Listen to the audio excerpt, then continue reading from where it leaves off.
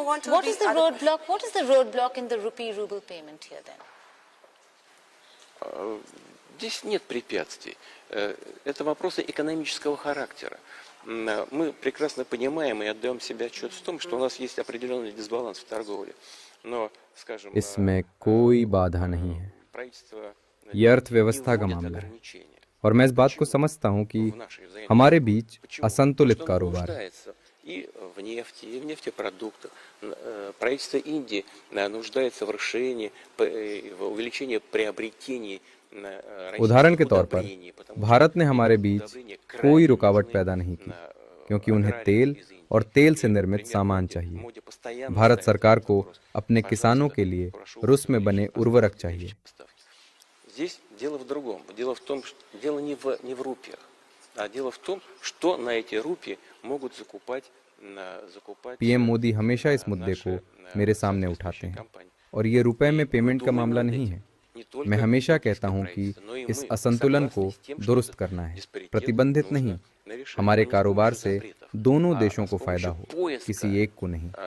Таких сфер деятельности, которые были бы выгодны и Индии, и нам.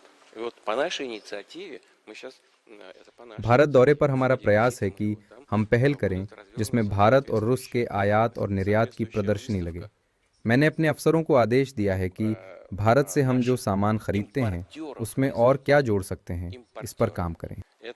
Скажу вам честно, это мое прямое указание было правительству Российской Федерации продумать, что мы дополнительно могли бы закупать в Индии.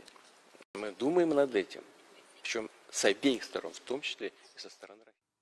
Sir ठीक है, इस पे वापस लौटेंगे, बहुत सारे सवाल और भी हैं, लेकिन मैं आपसे सीधा बोलती हूँ इधर उधर शब्द मिक्स किए बिना कि भारत और चीन के बीच में तनाव है, सरहद के कई मुद्दों पर तनाव है और ऐसी स्थिति में आप चाहते हैं सीधा कि आपका अच्छा रिश्ता चाइना से भी हो, आप चाहते हैं कि आपका अच्छा रिश्ता भारत से भी बने, क्योंकि ये वो दो देश हैं जो आप गए, अभी भी गए, आप चीन गए और अब आप भारत जा रहे हैं।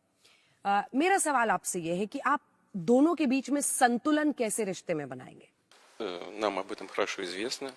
Индия и Китай наши самые близкие друзья. Мы этим очень дорожим. भारत और चीन हमारे सबसे करीबी मित्र हैं और मैं ये नहीं समझता कि हमें उनके द्विपक्षीय मामलों में हस्तक्षेप करना चाहिए। Стремятся и находят решения всех даже очень сложных межгосударственных. मैं जानता हूं कि प्रधानमंत्री मोदी और राष्ट्रपति जिनपिंग जटिल और विवादित मसलों पर किसी नतीजे तक जरूर पहुंचेंगे। И один и другой лидер обеспокоены. दोनों देशों के बीच जो तनाव है उससे दोनों नेता चिंतित हैं। वो समस्या का समाधान भी करना चाहते हैं, प्रयास कर भी रहे हैं, नतीजे पर भी पहुंचेंगे। मैं उन दोनों के लिए बहुत खुश हूँ। मैं नहीं समझता कि मुझे हस्तक्षेप करना चाहिए। ये द्विपक्षीय मामले हैं।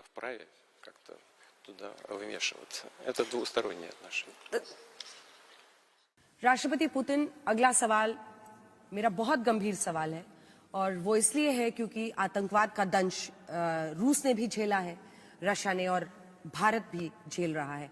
पहलगांव का आतंकी हमला हो या फिर उसके बाद दिल्ली का आतंकी हमला, ये जो विश्व में कुछ देश ऐसे होते हैं जो अपनी आंखों पर पट्टी बांध लेते हैं आतंकवाद के मुद्दे पर। वो सोचते हैं ये तो किसी दूसरे देश की घटना है और जो उसके कल्प्रिट देश होते हैं या जो उसके लिए जिम्मेदार देश होते हैं उन पर उंगली रखने से वो इनकार करते हैं। इस पर मैं आपका जवाब चाहती हूँ। ये जो आइडियोलॉजी चला दी जाती है कि आपका आतंकी लेकिन मेरा तो वो स्वतंत्रता सेनानी है, इस डबल स्टैंडर्ड का क्या उपाय है, क्या इलाज है, क्या तरीका होना चाहिए डील करने का? Ну, все очень просто. Значит, терроризм, за свободу надо бороться легальными средствами.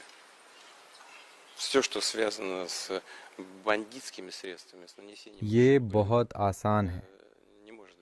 आज़ादी के लिए लड़ना हो तो कानूनी तरीकों से लड़ो। हमारा तो यही मानना है कि आतंकियों का समर्थन नहीं किया जा सकता। जैसा आपने कहा, रूस भी आतंकवाद पीड़ित रहा है। жесточайших актов террора. И здесь आतंकवाद के खिलाफ लड़ाई में रूस और भारत के साथ है। полный союзник и целиком и полностью поддерживаем Индию в борьбе с терроризмом. जब हम नेबरहुड की बात कर ही रहे हैं तो एक और बहुत इम्पोर्टेंट देश है अफगानिस्तान, और रूस एक ऐसा देश है जिसने तालिबान को रिकॉग्नाइज किया है, उसको एक सरकार होने की जगह दी है। ऐसा क्यों, जब सारी दुनिया देख रही है कि वहाँ पे अभी भी औरतों को इक्वल राइट्स और हक नहीं मिलते हैं, और हम उस लड़ाई में देखते हैं कि बहुत सारे देश लगे हुए हैं, लेकिन फिर भी आपने डिसाइड किया कि तालिबान को रिकॉग्नाइज करना चाहिए, क्यों? В каждой стране достаточно проблем, и в Афганистане, наверное, тоже, имея в виду и то обстоятельство, что уже десятилетиями... हर देश में समस्याएं हैं, अफगानिस्तान में भी हैं। ये बात सही है कि एक देश जो दशकों तक गृहयुद्ध झेलता रहा, कितना भयावह मंजर था, और फिर तालिबान ने अफगानिस्तान की स्थिति पर नियंत्रण पाया, ये पहली वजह है और ये आज की सच्चाई है। दूसरी वजह, अफगानिस्तान की सरकार ने बहुत कुछ किया है और अब वो आतंकियों और उनके संगठनों को चिह्नित कर रहे हैं। Для того, чтобы бороться с тем же самым терроризмом, с террористическими организациями, например, с тем же исламским государством. उदाहरण के तौर पर इस्लामिक स्टेट और इसी तरह के कई संगठनों को उन्होंने अलग थलग किया है। अफगानिस्तान के नेतृत्व ने ड्रग्स नेटवर्क पर भी कार्रवाई की है और वो इस पर और सख्ती करने वाले हैं। सबसे महत्वपूर्ण बात यह है कि वहाँ जो होता है उसका असर होता है, इसलिए हमें पता होना चाहिए कि क्या हो रहा है।